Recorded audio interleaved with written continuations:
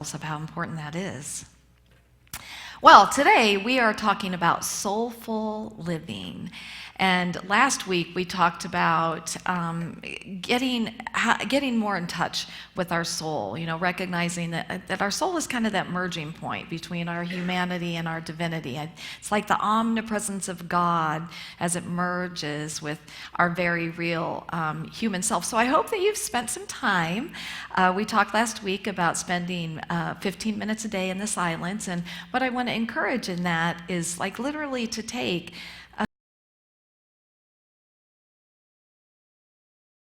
15-minute, and I love it, Michelle called it the holy silence, where it's not just that you're talking to God, or that you're just really just open and just creating the way out for Spirit to speak in whatever way Spirit's going to speak ultimately, but just taking that time and getting in tune with your soul.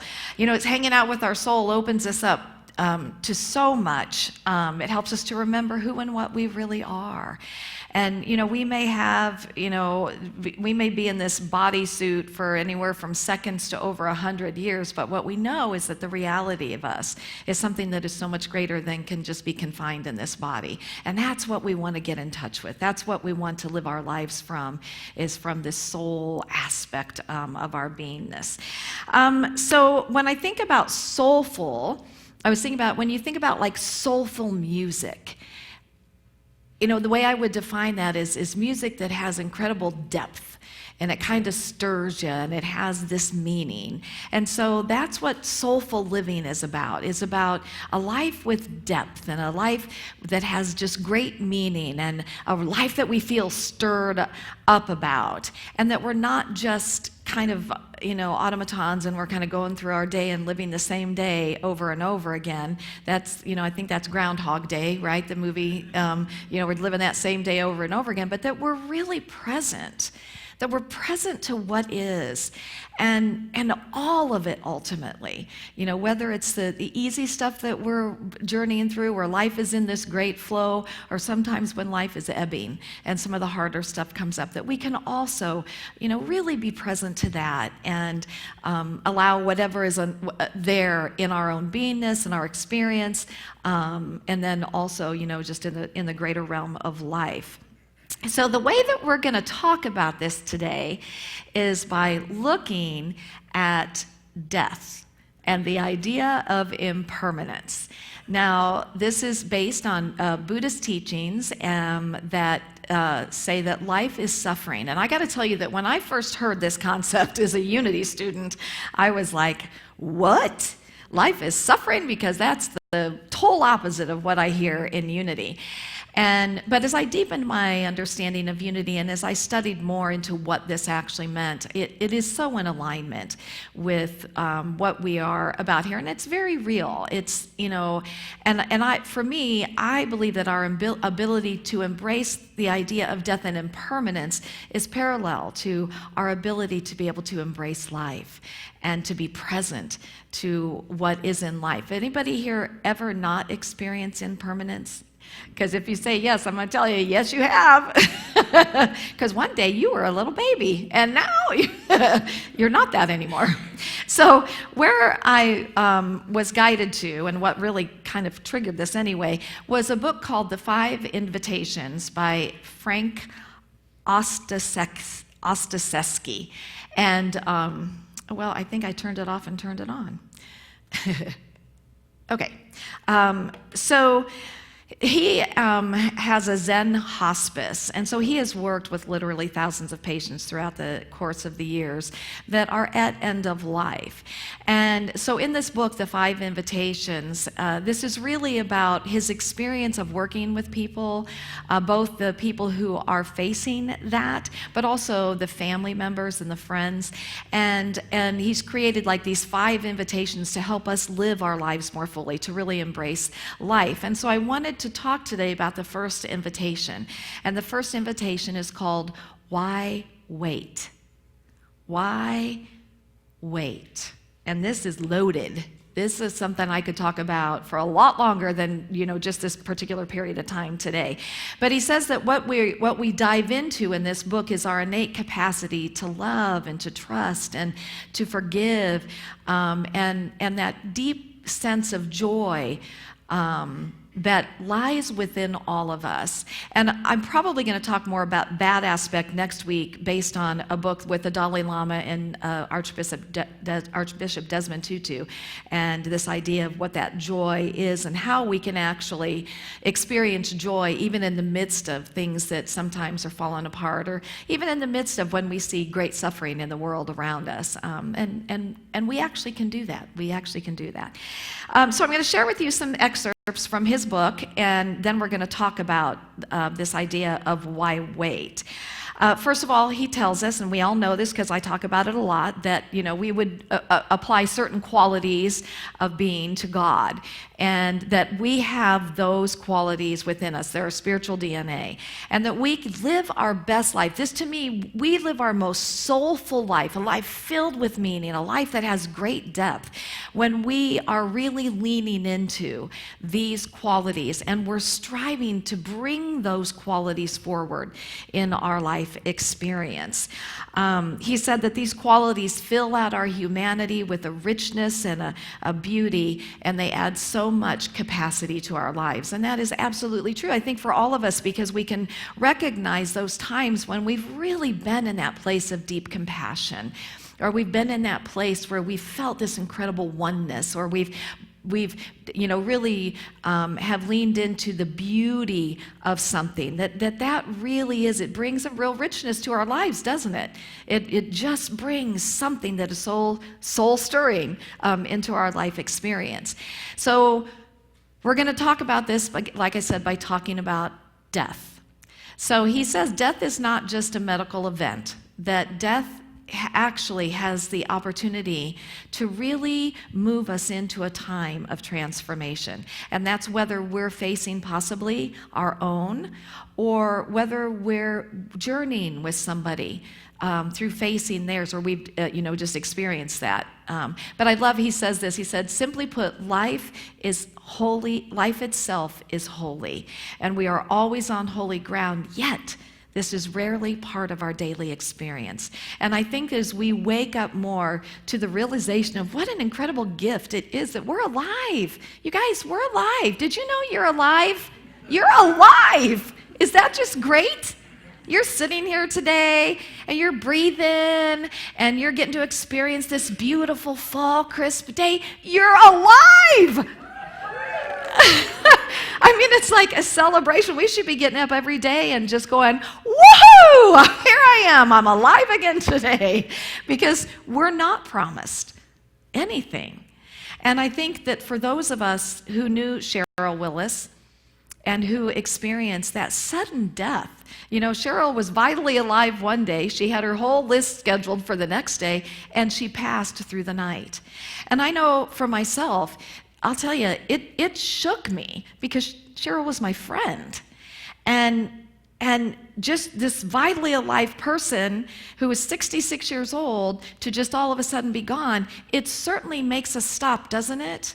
And look at the preciousness of life. And I know that it made me stop and say, where am I not being true to myself? Where am I not living the life that I really want to live? And how can I step more fully into that? And I really believe that that's what so much of today is about. He was sharing that most people who are at that point in their life where they only have a short amount of time to live, they're not thinking about how much money they made, or power, or control, or, well, most people aren't thinking that unless they're very narcissistic. But they're really looking at, did I live a life that I feel good about? Was I true to myself? Was I authentic? Was I real? Did I make a difference? Did I love enough? And so these are the questions that go through the minds of those who are, really looking at this short amount of time. I love that shortly after the famous psychologist Abraham Maslow suffered a near-fatal heart attack, he wrote in a letter, "The confrontation with death and the reprieve from it makes everything look so precious, so sacred, so beautiful, that I feel more strongly than ever the impulse to love it, to embrace it, and to let myself be overwhelmed by it. My river has never looked so beautiful. Death and its ever-present possibility makes love, passionate love, more possible. And he says that when we live life, a life that is illuminated by the facts of our death, it informs our choices, and it absolutely does. Because when we're looking, and especially if we're the ones that are looking at the end of life, everything changes, doesn't it? Everything, all of a sudden, everything that's important is present, and everything that wasn't important just kind of falls away. And so that's the idea of this, is why wait until we get to that place to live a life that really speaks to our soul, or that our soul is trying to speak to us, and start living that life now, in this present moment, to start living our life now. You know, some of the things that he says, when, we'll stop wasting our lives on meaningless activities. We're going to start voicing our opinions, our desires, and we're going to learn not to hold our identities so tightly, thinking that we have to be a certain way and act a certain way in order to be accepted by people around us. We are going to start becoming more authentic and more real. He says, instead of pinning our hopes on a better future, we're going to start being present and being grateful for what is here right now.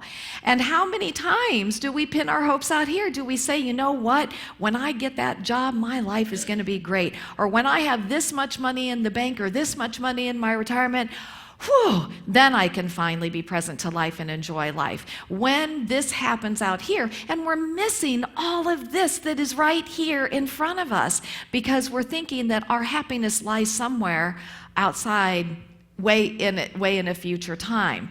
And he says, we say, I love you more often. We tell the people that we love them much more often. He says, don't wait is a pathway to fulfillment and an antidote to regret. And I love that, because it's true. It is a pathway to fulfilling our soul's desires, and it keeps us from having regret down the road for things that, gosh, I wish I would have done that. And how many times, even now, at the age that we're at, do we look back and say, man, I wish at the age of 21 I would have done this, or I wish at this, and it's like, don't wait.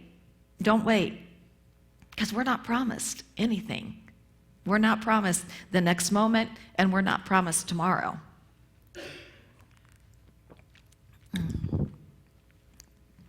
Okay, so while we mostly associate the idea of impermanence with sadness and with loss and with endings, the Buddhists look at it differently, and they call it the law of becoming and the law of changing. And that it's a really good thing for us, because what we know is, like, the cold you have today won't last forever, or the boring dinner party will come to an end, or the evil dictatorships crumble, replaced by thriving democracies, and even ancient trees burn down so that new ones can be born. That impermanence is an important part of our experience, and yet what do we resist so much of the time, especially when it doesn't show up as happy, happy, joy, joy? We totally resist the things that change in our lives that are kind of hard for us to accept, and it's totally normal. It's totally normal. But what he is saying, and what this other book that I'm reading right now is guiding us to, is being able to come around sooner to trusting the bigger picture, and to knowing that, first of all, that we live in a friendly universe, that we are going to be able to breathe again, and that all things ultimately will work together for the greater good. And that's when we can truly live this soulful life, because we're coming into that sooner. I know that for myself, that's something that I have to remind myself of quite often, especially if I watch the news. And, I hear this is happening, and this is happening, and this is happening. It's so easy to get caught up in the, oh my gosh, are you kidding me? And I have to stop and remind myself, now wait a second, there's a bigger picture here. I don't know what that bigger picture is, but the universe here is for all of us. And so I can trust this bigger picture. Doesn't mean I'm not going to voice my opinion and take a stand, and I'll tell you more about that in a couple minutes. Okay. He says, we are not our past, we are becoming.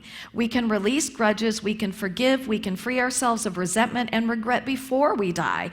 Don't wait. Everything we need is right in front of us. Impermanence is the doorway to possibility. Embracing it is where true freedom lies. So we can trust the impermanence of life, okay? So, in being able to say that now, I'm going to share with you some ideas that came to my mind about don't wait. And these are just ideas that came to my mind. I hope what it's going to do is trigger some ideas in your own life experience where you recognize, hey, I've been putting this off. And why have I been putting it off? I'm going to tell you, bottom line, the number one reason that we put anything off is what? Fear. Absolutely fear. And Greta Thunberg, who is the young lady who's the climate change advocate, she has Asperger's, and she, has said that takes all these filters of fear away from her. And I'm like, I want to be like Greta. Because fear keeps us from so much. It really does keep us from living a soulful life and from living an authentic life. And when we can get past those fears, we're going to step in to wow, this is great. I am living so authentically, and I'm living the life that I know is mine to live. So the first thing is don't wait to live the life that you want to live. So often we put off our lives as though we're never going to die. And we don't think about it. And it's important that we do know that day is going to come. We all hope it's going to be later than sooner. But as we saw with Cheryl, we never know. If there's something that you've wanted to do in your life, start it now. It doesn't mean that you have to jump in wholeheartedly into whatever that is.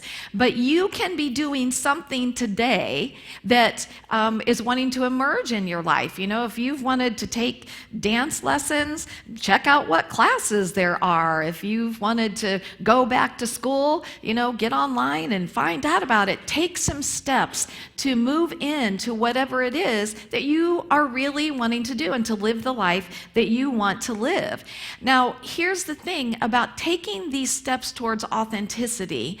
We talked about this in our class on Wednesday night. There's this thing called trust. Number one, that as we decide that yes, this is what I'm feeling pulled towards, I'm being called to this, that this next step is going to be there, and the next step, and the next step, and the next step. The other aspect of trusting is that as we are showing up more authentically in our lives, we're probably going to freak some people out in our lives.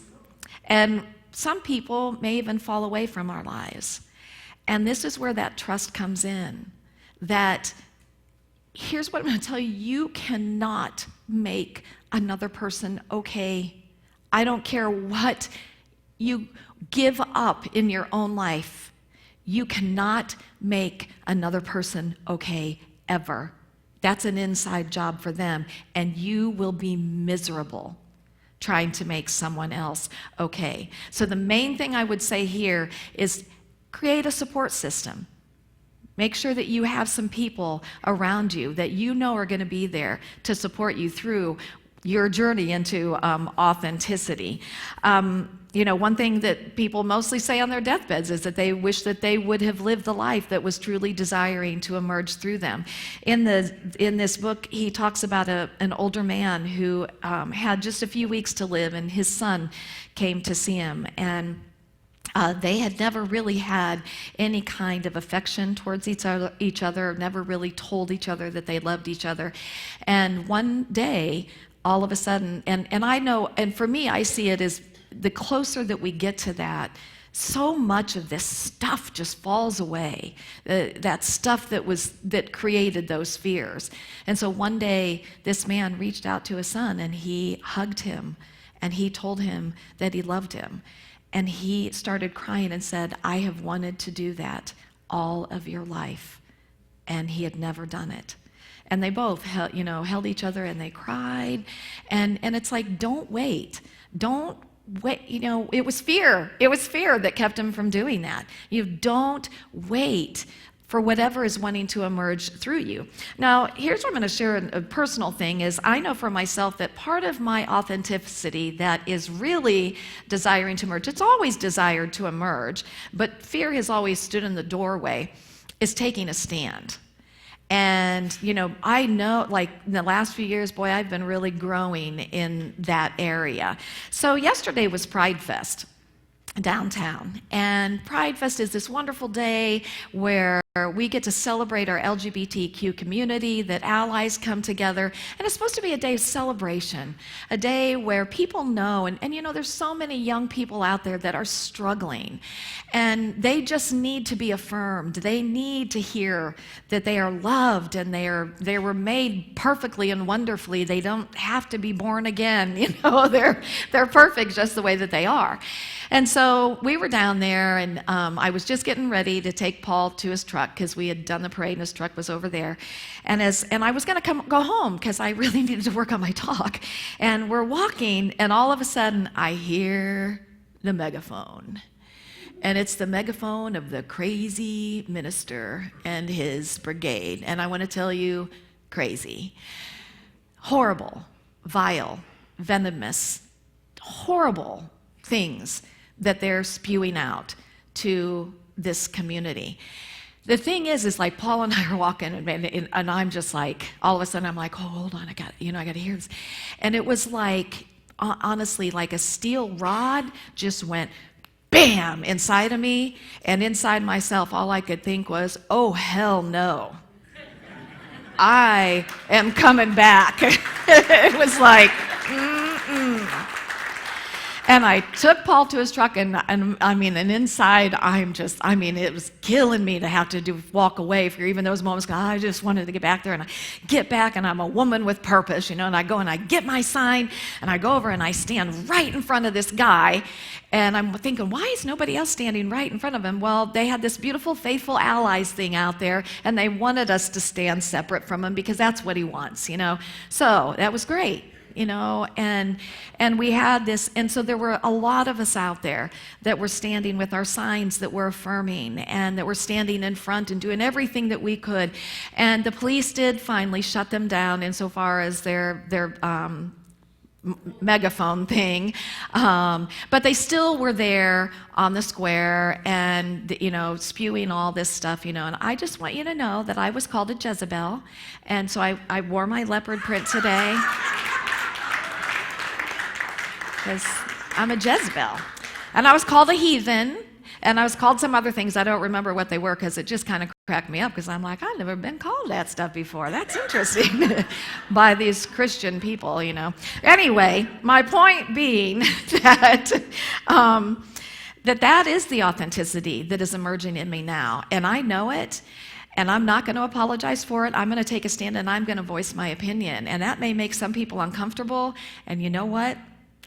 It's the way that it is. And my point to you is, don't wait. Whatever is trying to emerge from within you right now, let it come out, because that is one of your gifts to give to this world. The second thing is, don't wait to love the people in your life lavishly. Tell the people that you love how much you love them. Show them how much you love them. How many of us remember being early on in a romantic relationship? Oh, we just did everything for each other, didn't we? And we did little notes and little gifts, and we did all these things. And how did it make you feel? It made you feel loved and acknowledged. And then this stuff tapers off, doesn't it?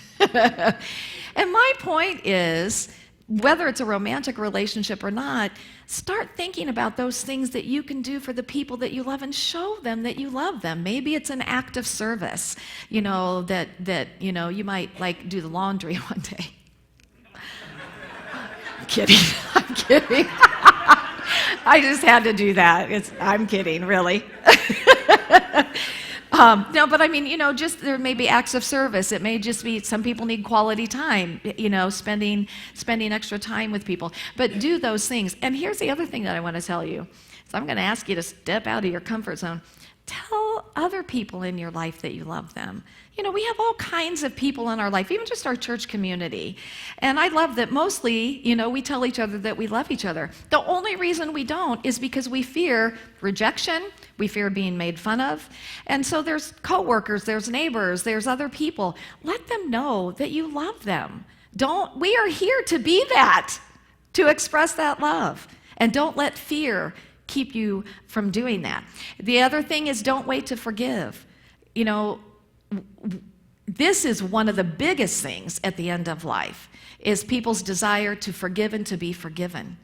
And don't put it off. Don't carry that burden anymore of harboring an unforgiveness towards somebody. And if you feel that you need to be forgiven, what is keeping you from asking for that? Fear. Fear. And even if somebody isn't willing to forgive you, you go within yourself and and you love them anyway. And then don't wait to be in gratitude. Live your life every day in gratitude. How many of us have something we're grateful for today? How many of us have 100 things we're grateful for today? So there's no lack of things to be grateful for. So live your life in gratitude. The last thing that I want to say is don't wait to take care of your body. This is the temple of our soul, you guys. This is the temple of our spirit. And so, get it out there and move it, get that heart healthy, eat things that are good for your body, stop things that are not good for your body. Take care of the temple of this soul, and you have what you need to be able to make those good decisions. So bottom line today, you guys, is that we're not promised another moment. And don't anybody die right now, 'cause we don't want that to happen. I won't either. But we're not promised another day. And if you knew that you only had a few weeks to live, what would you change? Do it now. Do it now. Don't wait. And I say namaste.